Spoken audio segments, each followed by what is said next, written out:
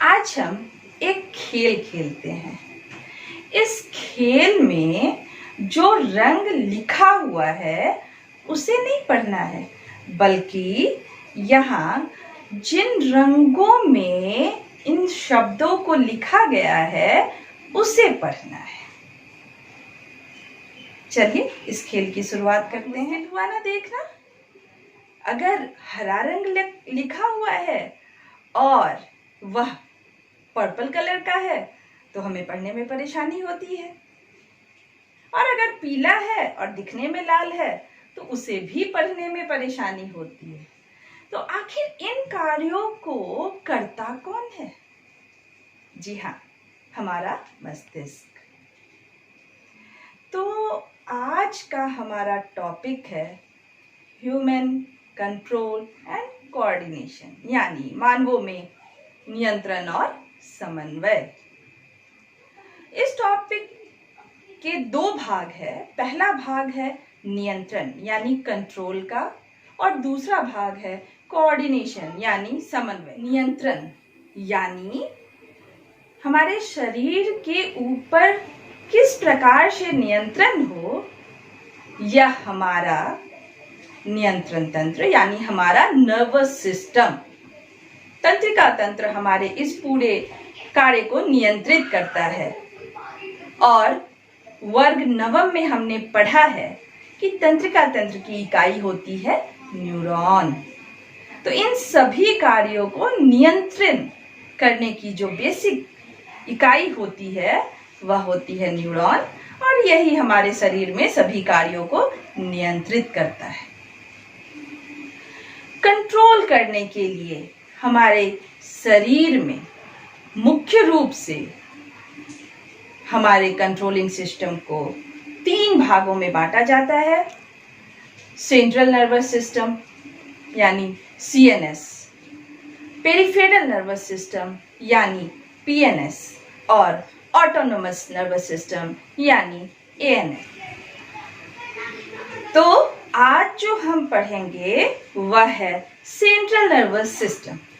Central nervous system के 2 भाग होते हैं, हमारा मस्तिष्क यानी ब्रेन और हमारा स्पाइनल कॉर्ड यानी मेरुरज्जु। तो यहाँ हम देखते हैं हमारे सेंट्रल नर्वस सिस्टम को यानी CNS को। CNS के 2 भाग, पहला ऊपरी भाग जो हमारा मस्तिष्क है, और दूसरा नीचे वाला भाग है जो स्पाइनल कॉर्ड यानी मेरुरज्जु है।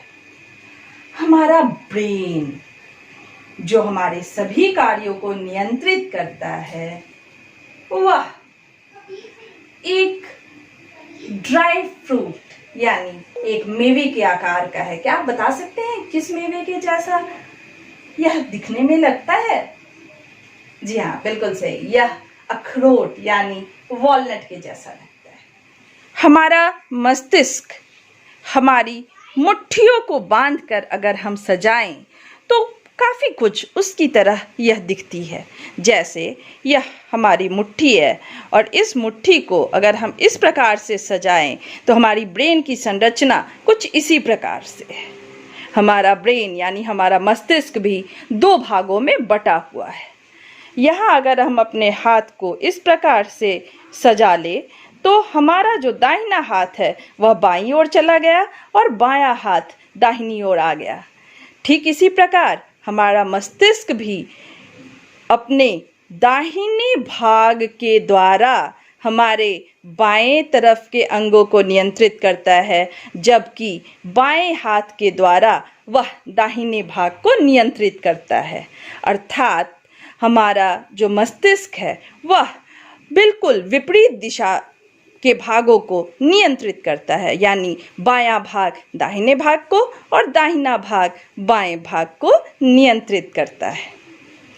अब यहाँ इन दोनों मस्तिष्क के भागों के बीच के हम जुड़ाव को देख सकते हैं, और ये दोनों मस्तिष्क का भाग जिस संरचना के द्वारा जुड़ा रहता है उसे कॉर्पस कैलोसम कहते हैं। यानी हमारा जो मस्तिष्क है वह 2 भागों में बटा हुआ रहता है और यह कॉर्पस कैलोसम के द्वारा जुड़ा हुआ रहता है। अगर हम पुनः अपने इस मस्तिष्क की संरचना को देखें तो ऊपरी भाग जो होता है वह ग्रे मैटर कहलाता है, जबकि अंदर की ओर वाइट मैटर कहलाता है। और पुनः जब हम इसकी संरचना को देखें तो यह कुछ इस प्रकार से होता है। हमारे मस्तिष्क को यहाँ मुख्य रूप से 3 भागों में विभाजित किया गया है।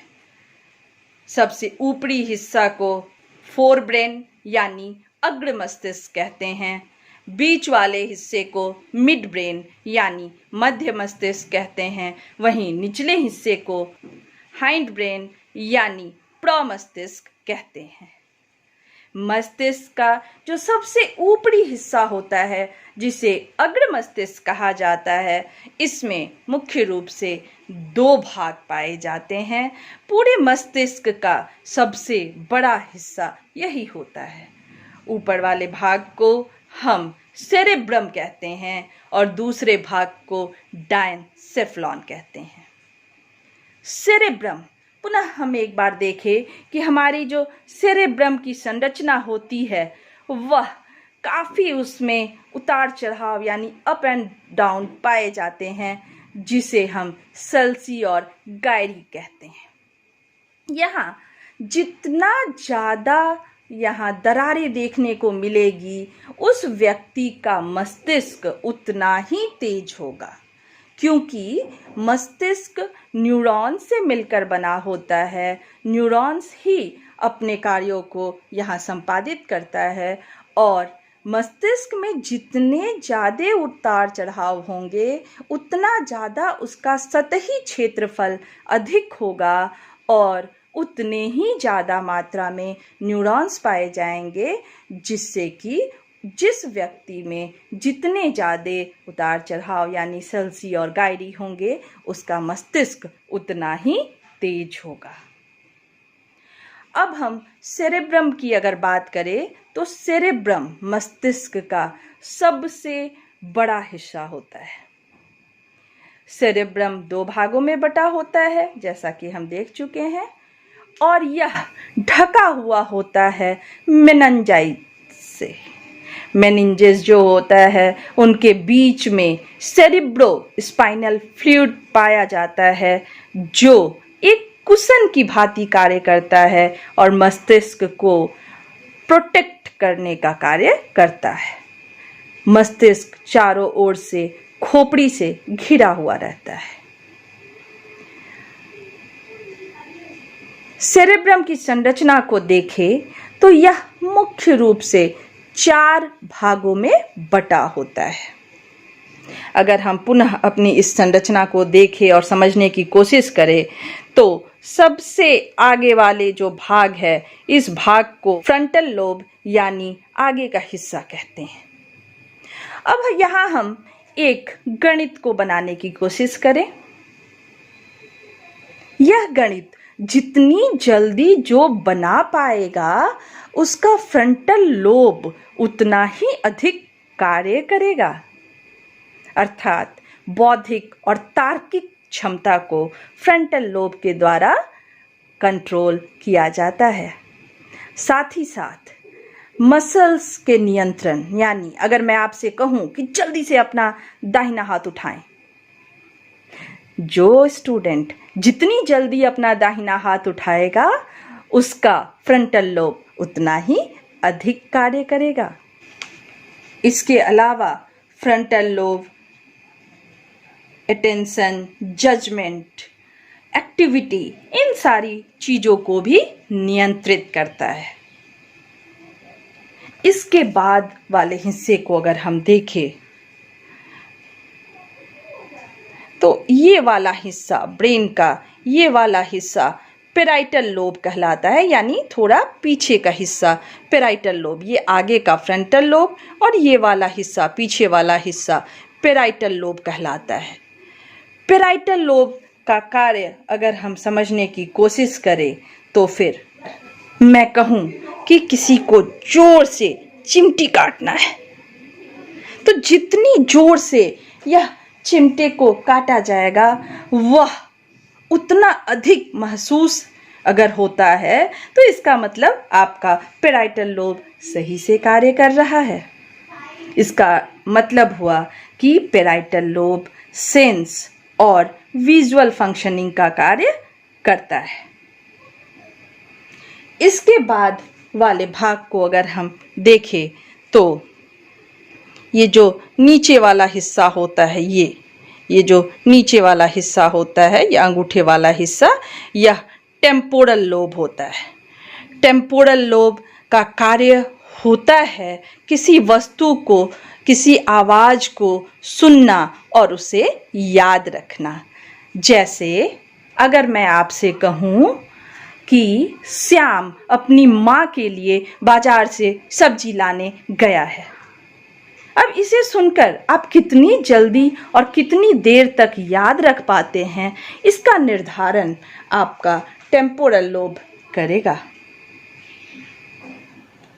अंतिम भाग जो सेरेब्रम का होता है वह होता है ऑक्सीपिटल लोब, यानी किसी भी वस्तु को देखकर, उसके गति को देखकर याद रख पाने की कोशिश करना, उनके रंगों को देखकर याद रख पाने की कोशिश करना।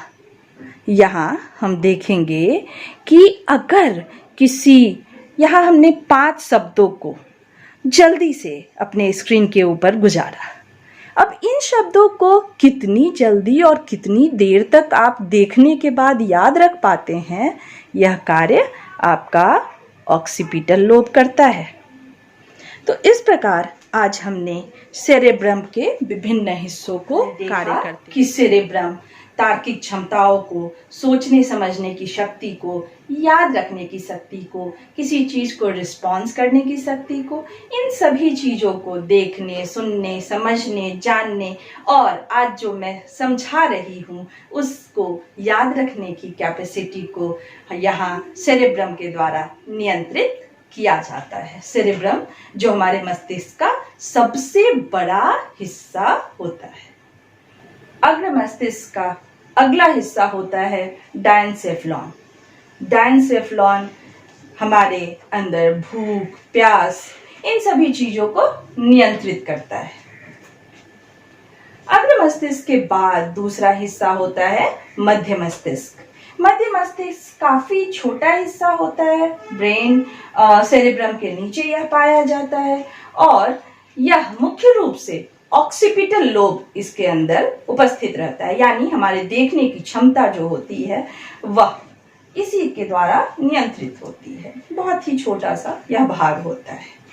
इसके बाद सबसे निचले वाले हिस्से को हम हिंड ब्रेन यानी प्रमस्तिष्क कहते हैं।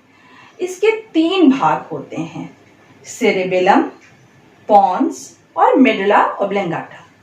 सेरेबेलम, जिसे छोटा दिमाग भी कहा जाता है, यह किसी भी वस्तु व्यक्ति के गति को नियंत्रित करता है, उसके शरीर के खड़े, जैसे आज अभी मैं खड़ी हूँ तो इसे नियंत्रित किया जा रहा है मेरे सेरेबेलम के द्वारा। अगर हम गति करते हैं उसे भी नियंत्रित किया जाता है सेरेबेलम के द्वारा। दूसरा हिस्सा पोन्स, जो हमारे शरीर में रेस्पिरेशन यानी श्वसन को नियंत्रित करता है। और तीसरा और अंतिम हिस्सा है मेडुला ऑब्लिंगाटा, जो हमारे शरीर में वोमिटिंग या फिर स्नीजिंग, छींकना, खांसना, इन सभी क्रियाओं को मेडुला ऑब्लिंगाटा के द्वारा नियंत्रित किया जाता है। तो इस प्रकार हमने देखा कि हमारा ब्रेन मुख्य रूप से 3 भागों में बटा हुआ है, अग्र मस्तिष्क, मध्य मस्तिष्क और प्रमस्तिष्क। सेंट्रल नर्वस सिस्टम का दूसरा भाग होता है स्पाइनल कॉर्ड, जो मेरुरज्जु भी जिसे कहते हैं। स्पाइनल कॉर्ड हमारे शरीर में रिफ्लेक्स एक्शन यानी प्रतिवर्ती चाप, किसी गर्म वस्तु को हम छूते हैं तो हटा लेते हैं, सांप को देखते ही हम भाग खड़े होते हैं, इन सभी क्रियाओं को स्पाइनल कॉर्ड के द्वारा नियंत्रित किया जाता है, जो हमारे रीढ़ की हड्डी के अंदर पाया जाता है। इस प्रकार हमने देखा कि हमारा सेंट्रल नर्वस सिस्टम 2 भागों में विभक्त होता है, ब्रेन और स्पाइनल कॉर्ड। तो आज के क्लास में हमने सेंट्रल नर्वस सिस्टम को जाना, जिसमें हमने देखा कि सेंट्रल नर्वस सिस्टम ब्रेन और स्पाइनल कॉर्ड में बटा होता है। ब्रेन 3 भागों में बटा होता है, अग्र मस्तिष्क, मध्य मस्तिष्क और प्रमस्तिष्क। अग्र मस्तिष्क, मध्य मस्तिष्क और प्रमस्तिष्क के कार्यों को हमने देखा और जाना। मुख्य रूप से यहाँ से जो प्रश्न पूछे जाते वह इनके कार्यों पर आधारित होता है और संरचना भी, स्ट्रक्चर भी यहाँ पूछा जाता है। नेक्स्ट क्लास में हम peripheral nervous system, autonomous nervous system तथा रिफ्लेक्स एक्शन यानी प्रतिवर्ती चाप के बारे में जानेंगे। आज से रिलेटेड प्रश्न नीचे डिस्क्रिप्शन बॉक्स में गूगल फॉर्म के द्वारा दे दिया गया है। इससे रिलेटेड कोई अगर सवाल हो तो आप कमेंट कर पूछ सकते हैं। धन्यवाद।